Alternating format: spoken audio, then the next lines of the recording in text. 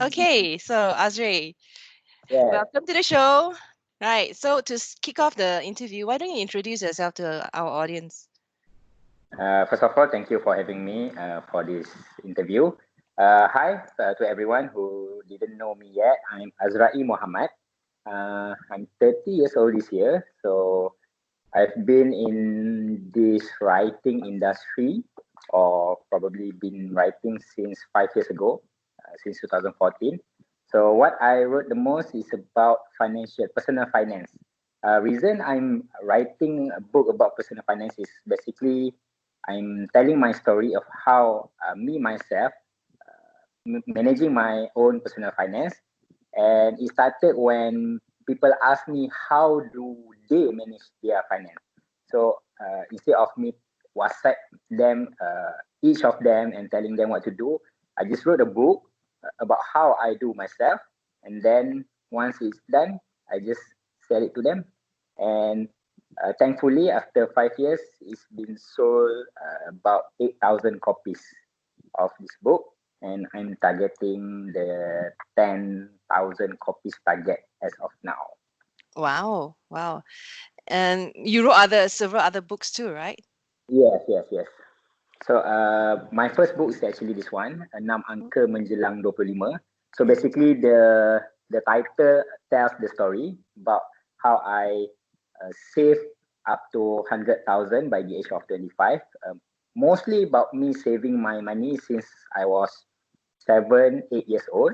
So Seven. that story about, yeah, that story about me saving money, 10 cents, 20 cents, about when I was in childhood, when I was in primary school. I wrote this book, Money Stories from Nations, Volume 2. And in this book, I tell the story about how I started saving when I was 7 to like 10, 12 years old. And then the first book, 6 Angka Menjelang 25, actually telling the story about me starting to open my savings account, my ASB account as well, since I was 15 years old. So this story about my 10-year journey lah, from 15 to 25 years old. And thankfully, I reached my target, the six-figure saving, 100,000. And at the moment, uh, I'm sharing this story to people, especially to youth, Mm-hmm. because they believe they cannot do it. And I was wondering why they believe they cannot do it, because I've done it. So I saw an opportunity there, because we are not in an environment whereby we encourage people to save, or we talk about money since we are younger. So that's the problem. But when there's problem, I saw an opportunity there. So that's why I jump into this industry of helping others to save their money and to manage their money as well. Yep. You were telling me in a previous tweet chat that there's a huge demand Yeah. for financial books in Malaysia, but there's very few to fulfill that demand. Why do you think that's so? Because as we know, we have a couple that are quite famous. We have Azizi Ali. I think that's the first, I mean, among the first book about personal finance that people talk about. Azizi Ali about apa, jutawan internet something. And then when we talk about personal finance, of course we will go to Rich Dad Poor Dad, a Ah, book like from 20 years ago from US. And even me myself, I was inspired by Robert Kiyosaki as well. But then when I tell my own story, people can relate it more, because even in Rich Dad Poor Dad, we talk about 41K something, similar to our own EPF. But when we read about something overseas, about apa, American market as well, so we cannot be related to it in terms of the dividend, in terms of how do we pay. So that's why when I share my own story, people, I think people like it. I mean, I cannot tell everyone that people like my story, but then when they approach me after they've read my book, so they ask me, okay, I've read your book. What next? So I saw an opportunity there whereby people know what to do, but they do not know how to do it. So that's why I'm helping them. I'm helping them at the moment, uh, mostly on youth, about how can they manage their own personal finance. after they've read my book. Right. So Why that's do, why I wrote this book. right. Why do you think financial education is so lacking in Malaysia? Oh yeah, because for Chinese, I cannot say that because I believe Chinese have a good personal finance for them. But Not especially sure for about that. yeah, especially for Malays and generally for Malaysian community, we've had this taboo when we talk about financial ataupun money. Mhm. So when we talk about money with our parents, it's like this is my money. Why you are talking about it? So we have this kind of taboo in our society. So that's why we are not talking about money with our family, with our friends.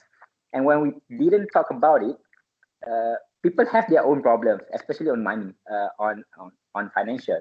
But we are quite shy or we are ashamed to talk it with someone. So that's why we don't have that environment or a healthy situation whereby we can talk to everyone.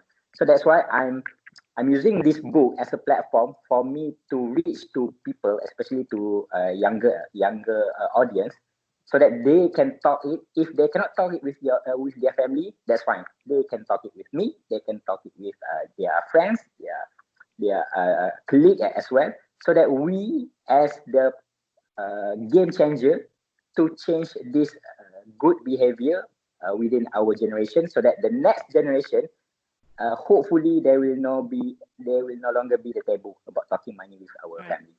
So, I'm actually quite curious, actually, because you mentioned Yeah, about differences between the cultures, right, in terms of yes, money. yes. How is it like? How does the Malay community approach personal finance? Oh, that's interesting because we didn't actually approach it at all. Because when we talk about money, even for husband and wife, Mhm. they rarely talk between each other. So if our parents didn't talk to each other about money, for sure they will not talk to their children. They Mhm. will not discuss it with their children. So I'm lucky because my parents talk about money, about financial, and then that's why they trained me since I was 7 years old to save even with 10 cents, because both my parents struggled with their own personal childhood memory, or how did they grow up. So they didn't have much money when they was younger. So that's why they did not want me and my siblings to suffer or to go through the same experience. So that's why even when we were like 7 years old, 8 years old, we've been trained to save 10 cents every day. Save in our like tabung, so that we can be excited to every year we'll be excited to hold our tabung and see whose tabung is uh, more apa berat apa weight more compared to my other brothers and sisters. So that curiosity when we were younger, that's why I think that's what makes me get interested with personal finance as well. So in terms of culture, I cannot say other families practicing the same as mine. So maybe I was the lucky one. So after 20 years of saving money since I was 7 up till now 35 till 30. So what I'm doing right now is I want to encourage the new parents, my generation, our generation, that when we have our own kids, we will be the parents that what my parents did 20 years ago. That's that's really cool. I mean, I think that's quite rare. I mean, I'm from a Chinese family, and I think a lot of people think that Chinese people talk about money all the time, but Yeah, to yeah. be honest, Even I think that as well. it's not true. But I have to say that I may get more financial education, I suppose, I because have, yes. from a young age, I was always nagged about saving money. And I remember when I came out to work, I rebelled against my parents' frugal ways by being the Ah, opposite. So by the time I okay. was 28, I had like 20,000 in credit card debt. Oh wow, that's an experience for you to tell the people. Okay, so my mom's version of financial education, my parents' version of financial education is tough love. So Oh, being a sport brat, I went to them and said, "Hey, can you like lend me money to pay this off?" And they're like, "No, you're gonna pay that off yourself." oh, So okay. Good one, good yeah, one yeah. actually. So that's my version, and then yeah, I suppose that's quite fascinating. It's something that had to be dealt with. Um, and speaking of which, you told me as well that you started a business Yes, yes. that revolves around your books, or is it more than that? Yeah, the first, I quit my job back in 2015. After after this book was launched, I quit my job because I think at the age of 25, I have more to explore. Before the age of 25, what I did was just saving. I just saved all my money, almost all of my money. So I didn't really enjoy my life. So I quit my job and I went to cycling throughout the peninsula of Malaysia alone. So my solo ride actually broadened up my view of life. So I see things more, and that's when I see that I have a good experience in terms of financial. So from there on, I think I have to share this with people. I have two books, two different books telling two different stories. So I can share with people how can they aim or go for their goals in terms of cycling. I mean, this is more about how do we achieve our goals, not necessarily on cycling, but how I did with my cycling. That's how you can do it with your own goal. And for us to achieve our goal, we have to have a good financial stability. So that's why I use these two books, both of my books, to help our younger generation to first save their money and then go and explore the world. So from there on, I see an opportunity for me to do business. So what I did was first I helped the first one I said just now. I helped them to manage their own financial. So both working people and also businessmen, they come to me and just the basic one. So I want them to have a good fundamental knowledge about personal finance first, and when they want to go further in terms of investing in stocks or uh, building a new business or having a bigger dream, then they can look for a better person than me. But I just want us to have a good fundamental personal finance first before we go further. So in terms of business, what I did was first helping them on personal finance. And from that, I also manage their takaful needs, so that they can they can uh, they can fulfill their needs in takaful or insurance, but at the same time they can also have a good proper financial management as well. Because from insurance perspective, what I can see was we always see insurance and takaful as something that is not really necessary in our life. So that's why we do not put priority into that. So that's why I'm helping them into that. And then aside from takaful business, I also have this books business. Previously, I sent the manuscript to publisher, but after 2017, the publisher cannot survive the business anymore. So I took over the company. So at the moment, I run my own company with the previous company. So I rebrand it. So now I'm publishing my own books, and also I'm publishing books from other authors that I see have potentials in them. Because back in 2014, when I was 24 years old, I was given the opportunity to write my own books. So at the moment, I'm also helping others to help them write their own books so that they can become their own authors or writers. Okay, you so casually mentioned that you took over the company. Yeah, yeah.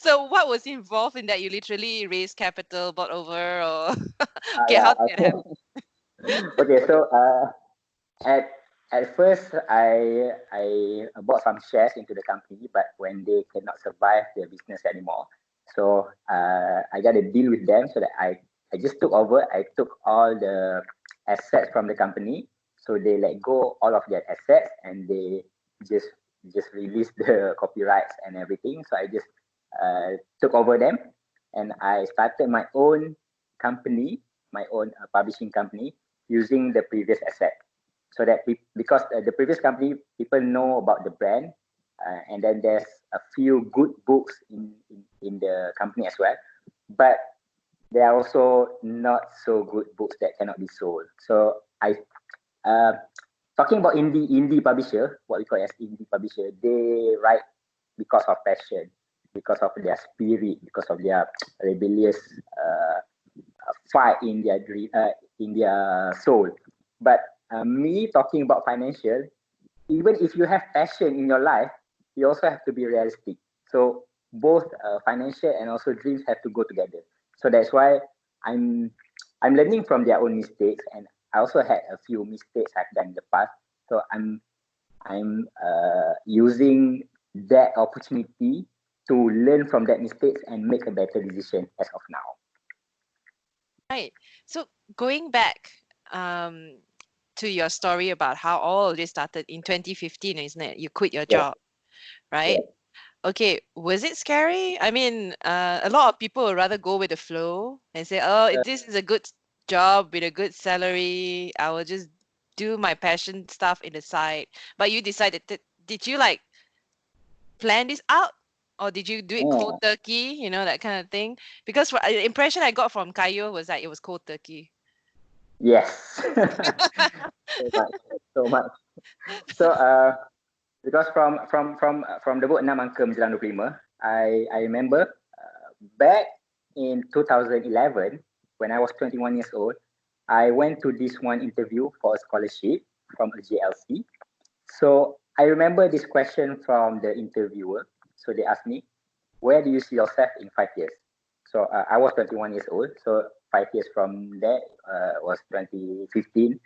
So I honestly tell them I didn't see myself anywhere in 5 years time because I didn't have any dream and I didn't have any plan. So they asked me, then why are you here? Because I'm in an interview for a scholarship, but I cannot see myself anywhere in 5 years time. So I'm telling them, this is why I'm here. Because if I didn't make this decision to come to this interview, then I will be nowhere in 5 years' time. So this is my big leap for me to take, even to go for an interview. Uh, a successful one or a failure doesn't matter as long as I took the courage to go for an interview and just be interviewed myself. So thankfully, I got the scholarship, and for the next 5 years, I have this plan to get my 6 figures, the 100,000 goal. So when I reach my goal, 100,000 ringgit of savings, that's my first mistake because my dream is just up to 5 years, from 2011 until 2015. Beyond that, I don't have any dream. So that's why I'm telling myself, let us just quit this job and take the next 5 years to just go with whatever opportunity there is for me. So I quit my job. The first opportunity was to go for the cycling. So I took 1 month for the solo trip. And after I finished my cycling, I got another opportunity. I got an offer to work for a company and be a writer and researcher for them for 2 years. It was something that I've never done in my life before because I've done the cycling part. So I told myself, hey, why not? This is part of the journey. We just do whatever we want to do. If it is a good one, then it's a good one. If it is success, then it's a good one. But if it is a failure, then we learn from it. So 2 years, I've been a writer and researcher. It's not really a good experience for me, but honestly, that helps me to write more, to write better, and also to write with something that can tell story to specific audience and targeted market. So now I'm learning to write better because of that 2 years experience. So 2015 to 2020. So this is the final year of my 5 years of doing whatever I want to do. So thankfully, I'm so grateful. At this moment, I see things started to fall into places, and hopefully, I'll be doing this for the rest of my life. So the past 5 years of doing things not according to plan has been a good 5 years for me, to be honest. That's really some people would say very brave, but I Some people suppose, will call it crazy. yeah, I totally understand how you feel because I quit my Yes. job, moved to Australia, became a nurse. Never mind. I know. Wow. Okay. Good one. Nursing assistant. I wanted to be a nurse, but yes, um, Did you have to prepare though for that jump? I mean, a lot of people think that, oh, one day I'll decide, okay, I'm going to Australia, I'll just do it. But I have to admit, I Uh, had to do a lot of preparation before that as well. So, how about your story? Was it again ad hoc or plan as you go, or did you really have to prepare financially before it? okay. So because with that 100,000, I have to be honest, that gives me a financial cushion for me. It's like a safety net that if things fail, at least I have this like savings that can help me to to move to another step. So that can be a good preparation for me in terms of financial. In terms of decision making, I've told myself just do whatever we want to do because I'm the one who prepared everything. I plan my day. Uh, I plan my days for a week. I even plan what to eat for tomorrow's lunch, for tomorrow's dinner. That's me. So that's why I'm telling myself to let it loose a bit. So let us not prepare things too much, so that if opportunity rises, we can grab it. And if the opportunity doesn't fit me, then it's fine. It's fine to make mistake because before 25 years old, I'm the one who I try as much as I can to not make mistake at all. So that's why I can save a lot of money because if let's say if this one shirt is so cool, but I think I have a like 50-50 decision to buy it, I will not buy it because I do not want it to be a mistake for me to purchase something. So that's me in my life. So that's why for the past 5 years I try to loosen it a bit. If you want to buy something, buy, and if it regrets you, then that's fine. Cool. So, after you did a bike trip and everything, you wrote a book Yeah. about it. And this time, did you self-publish it or through your new company, or what was the Yes, yes, writing yes. process like? I publish it with my own companies. So at the moment, I have editors and also graphic designer and a team of us. So even as a company owner, I also want to go through the proper process because my editor will tell me your story is rubbish. This cannot be published at all. So that can be like a good fact check for me to remain consistent as well as humble in my writings because to be honest, the first book, 6 Angka 95, I wrote it when I was 24 years old.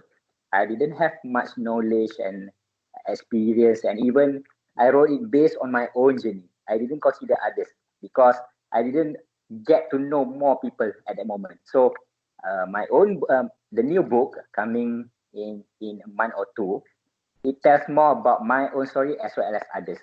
I have a story about my clients. I have a story about my friends. So I want to experience what others go through or how do they struggle in their financial journey.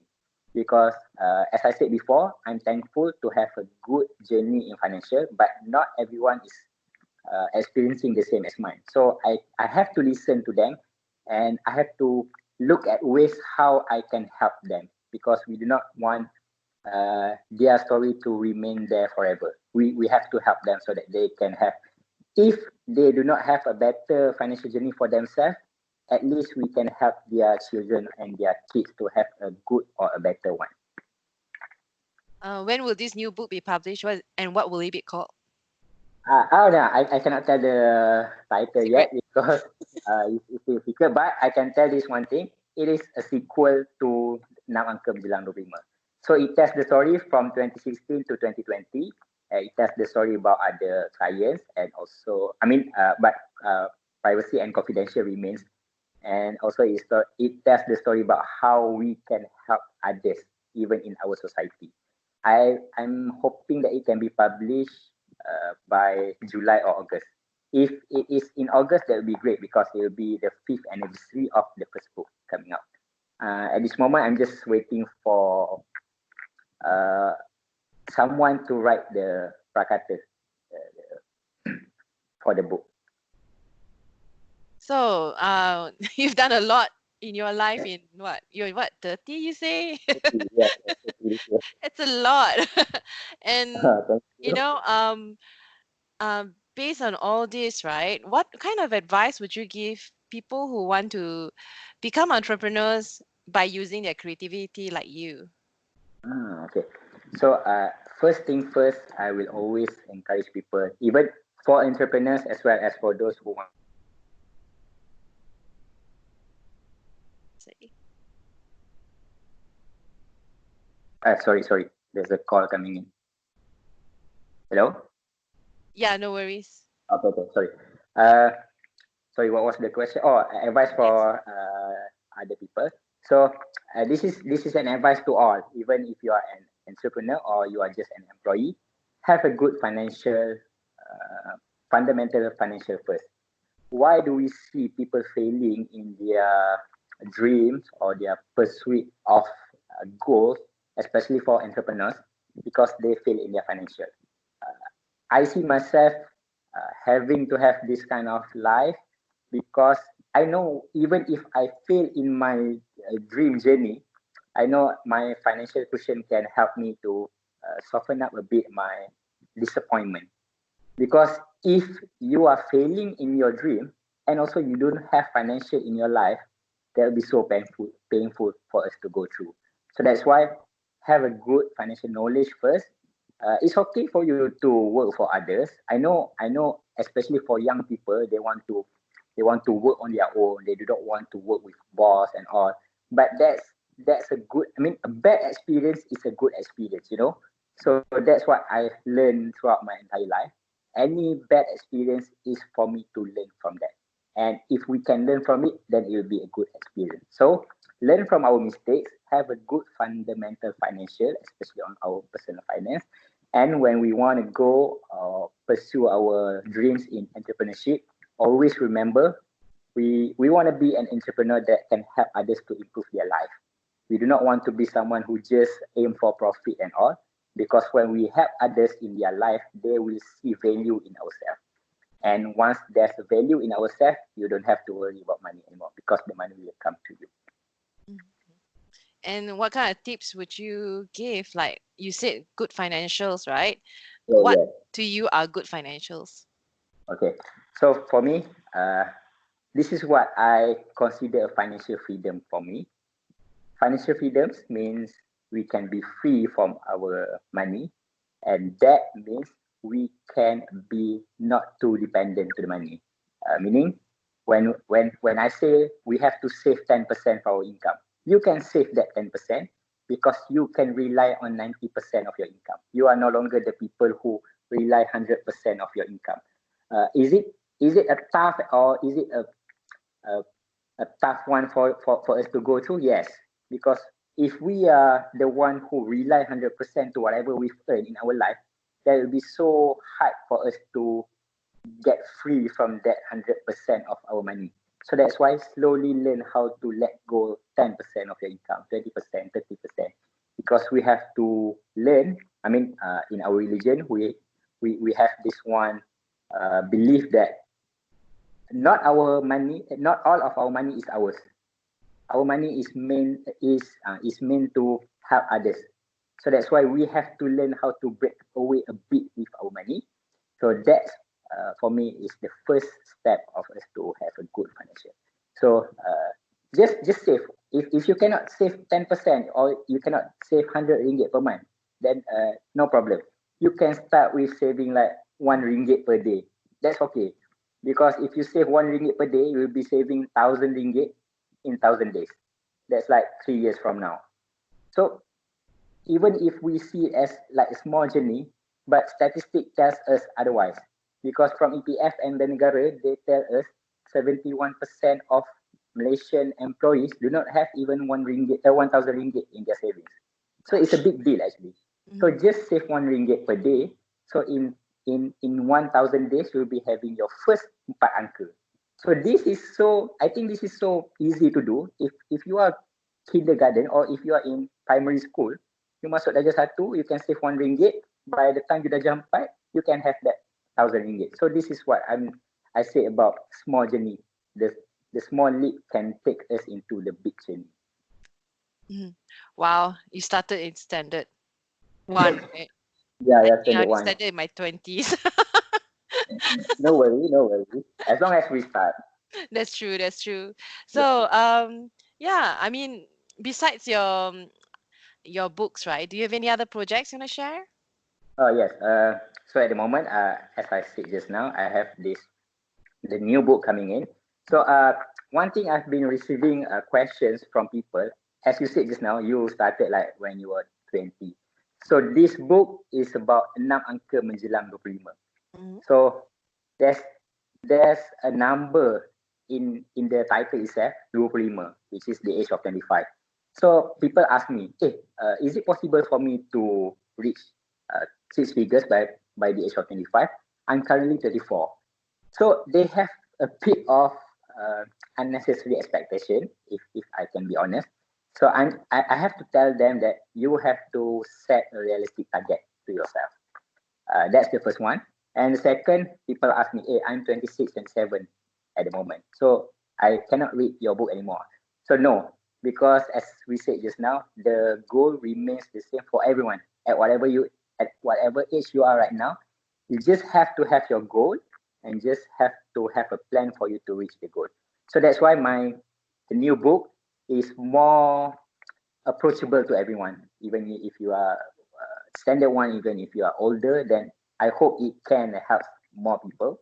So that's the first project coming in, the first book. And at the moment, especially during MCO, what I see is that many of us are losing their jobs, many of us are losing their income. So now I'm I I've earned quite a good amount of money from selling my own book. So at the moment, I'm helping others to sell my own books. So the commission will be going to them so that it can help them to have some or a bit of income for themselves. Because I believe if uh, this is what I believe, if I am getting all the money, if I'm being rich alone, but others are suffering, so what's the point? So I want to help others to have their own. Maybe selling the book can be their own journey towards entrepreneurship as well, or maybe that's the steps they are taking to save their own money. So it doesn't matter as long as I can help them, even if with some or a bit of help. Mhm. And what others I have a few projects, also videos as well. At the moment, I'm doing 30 hari bersama Financial Gory. So Financial Gory is my brand for personal finance.